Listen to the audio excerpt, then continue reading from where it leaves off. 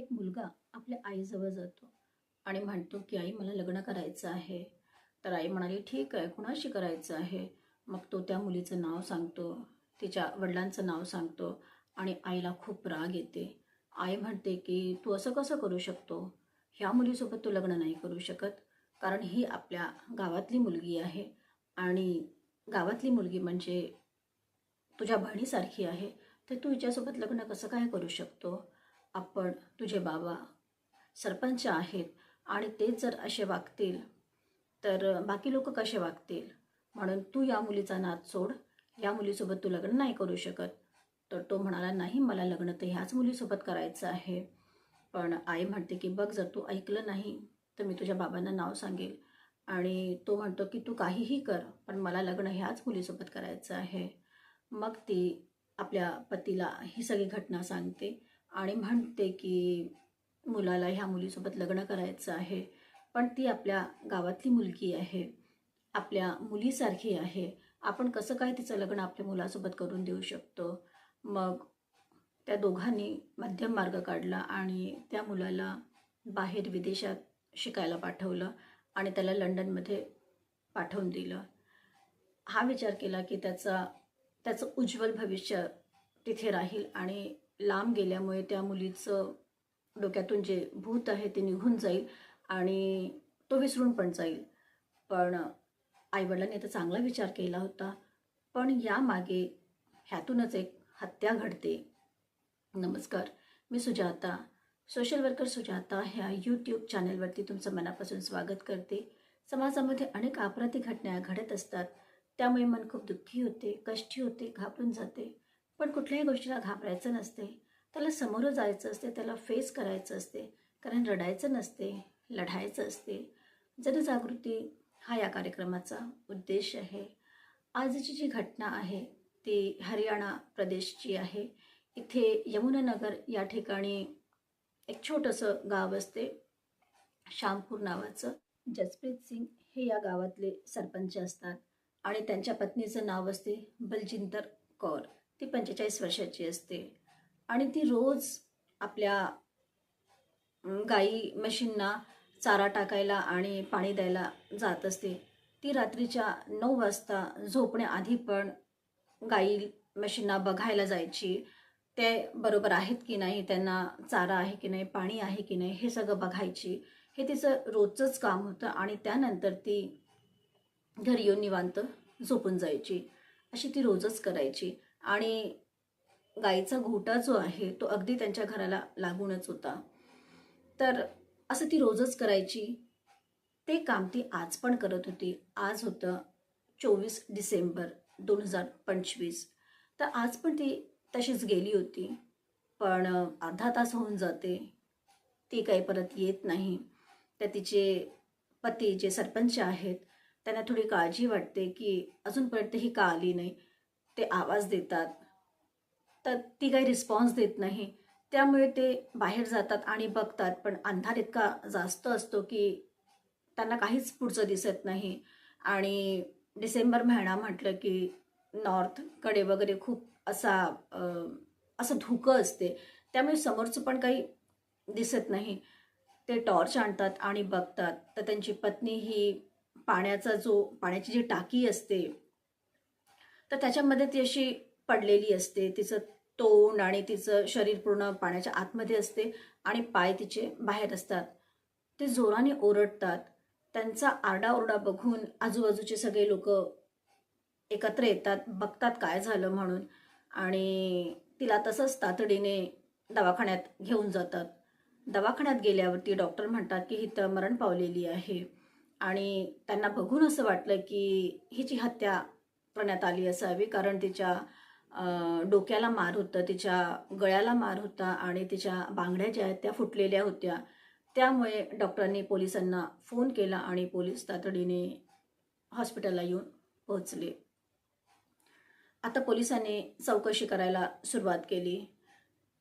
ते घटनास्थळी जाऊन पोहोचले आणि त्यांनी पाहिलं तर तिथे पायाचे चिन्ह असे दिसत होते आणि असं वाटत होतं की बाहेरचे कोणीतरी आले असावेत तिथे. तर त्यांनी त्यावेळेस मोबाईलचे सगळे लोकेशन पाहिले की त्यावेळेस कुणाचा मोबाईल ॲक्टिव्ह होता हे सगळं त्यांनी पाहिलेलं. पण त्यातून त्यांना काहीच असं मिळालं नाही. त्यांनी CCTV कॅमेरे पाहिले, पण त्यातही त्यांना असं काहीच दिसलं नाही. पोलिसांना सुचत नव्हतं की आपण आता कुठल्या मार्गाने तपास करायला पाहिजे.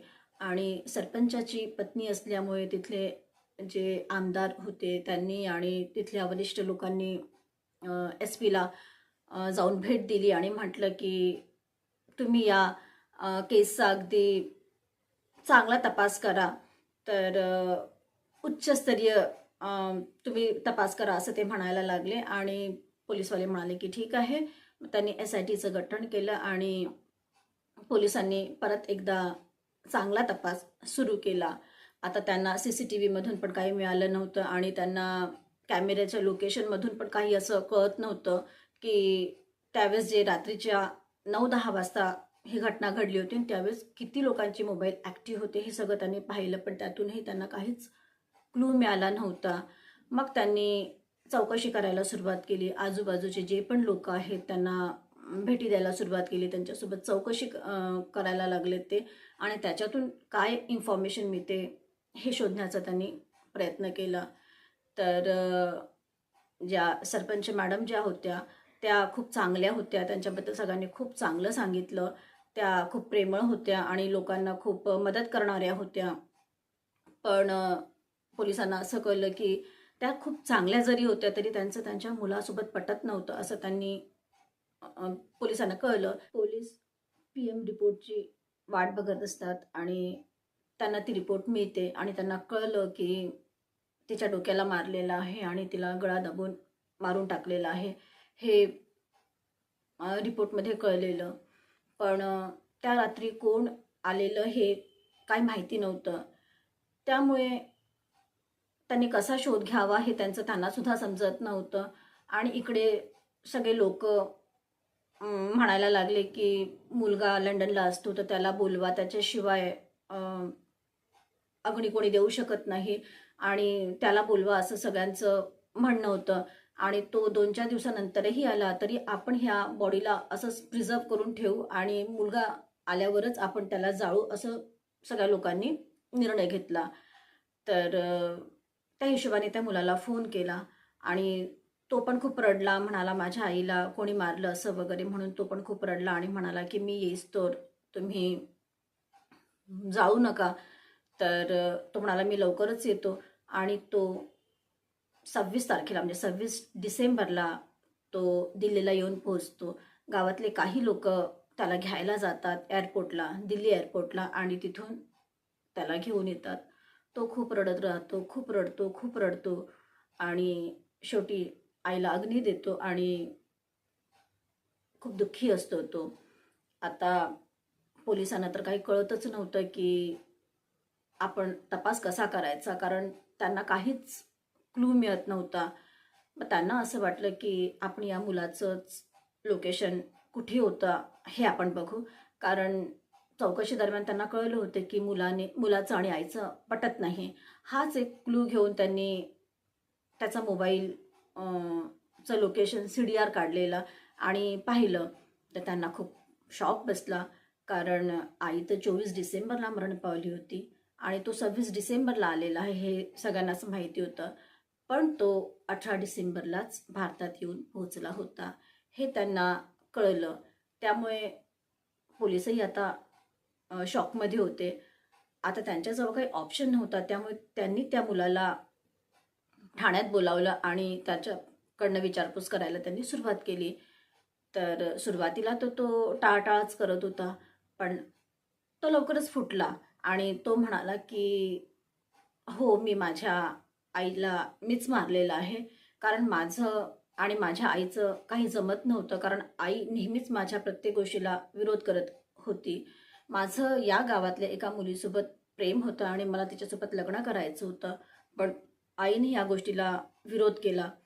ते माझं लग्न पण करून देत नव्हते आणि माझ्या मनाविरुद्ध त्यांनी मला लंडनला शिक्षणासाठी पाठवलेलं आणि तिथे मला ते पुरेसा पैसा पण पाठवत नव्हते. आर्थिक तंगी पण मला होती आणि माझं लग्न पण करून देत नव्हते. त्यामुळे मला आईचा खूप राग येत होता आणि तिथे गेल्यावरच मी कट रचला की मी आईला मारून टाकेल.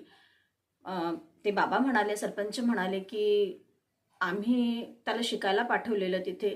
तिथली फीस आणि तिथे राहणंच इतकं कॉस्टली होतं. लंडनसारख्या देशामध्ये शिकवणं साधी गोष्ट नव्हती.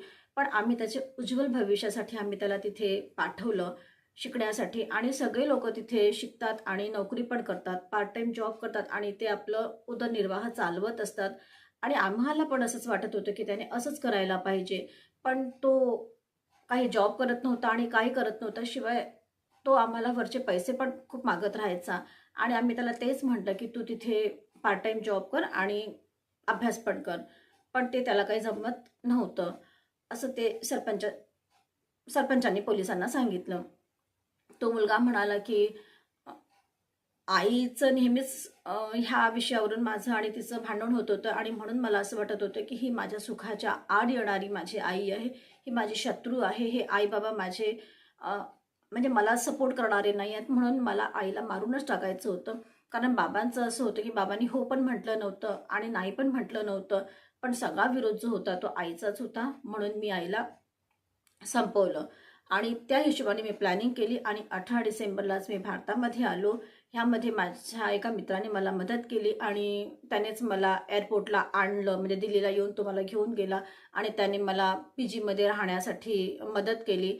आणि मग मला माहिती होतं की आई रात्री 9 वाजता गाई म्हशींच्या गोठ्यामध्ये जाते आणि चारा पाणी काही आहे की नाही हे बघते. आणि हीच संधी बघून आम्ही रात्री 24 डिसेंबरला जाऊन तिथे चुपचाप लपून बसलो. अंधार होता आणि त्या अंधाराचा फायदा घेऊन मी तिथे पडलेला दंडा होता तो उचलला आणि आईच्या डोक्याला जोराने मारलं. पण आईचं डोकं काही फुटलं नव्हतं आणि मला असं वाटलं माहिती नाही आईला लागलं की नाही लागलं व्यवस्थित म्हणून. म्हणून मग मी तिचा गळा दाबला आणि गळा दाबत असताना आईने माझं तोंड पाहिलं होतं, माझा चेहरा तिने पाहिला होता आणि ती स्वतःला वाचवण्याचा खूप प्रयत्न करीत होती आणि म्हणूनच तिच्या बांगड्या वगैरे फुटल्या होत्या. मी गळा दाबला आणि तिला तिथेच पाण्याच्या टाकीमध्ये टाकून दिलं. ती हत्या जरी होती तरी मला तो अपघात दाखवायचा होता आणि म्हणून मी तिला पाण्यामध्ये फेकून दिलं आणि आम्ही तिथून पसार झालो. मी आणि माझा मित्र दोघंही तिथून आम्ही चाललं गेलो. आणि थोडं शांत होईल आणि म्हणजे 2-4 दिवसांनी मी परत लंडनला पण जाणार होतो असं त्या मुलाने पोलिसांना सांगितलं. पण तो मध्येच सापडला आणि आता तो पोलिसांच्या ताब्यात आहे. त्याने स्वीकार केला की त्याने त्याच्या आईला मारलेलं आहे. सगळ्या गावातले लोक हळहळ करत होते आणि आता तो पोलिसांच्या ताब्यात आहे आणि त्याचं पूर्ण आयुष्य कोठडीमध्येच जाईल. ह्याबद्दल तुम्हाला काय वाटते कमेंट्स करून नक्की कळवा. तुम्ही पाहताय social worker Sujata, real crime stories, ज्यामध्ये सत्य आहे पण त्यावरती विश्वास ठेवणं कठीण आहे. परत भेटूया पुढल्या वळणावरती. तेव्हापर्यंत लाईक करा, कमेंट्स करा, शेअर करा आणि सबस्क्राईब तर कराच करा.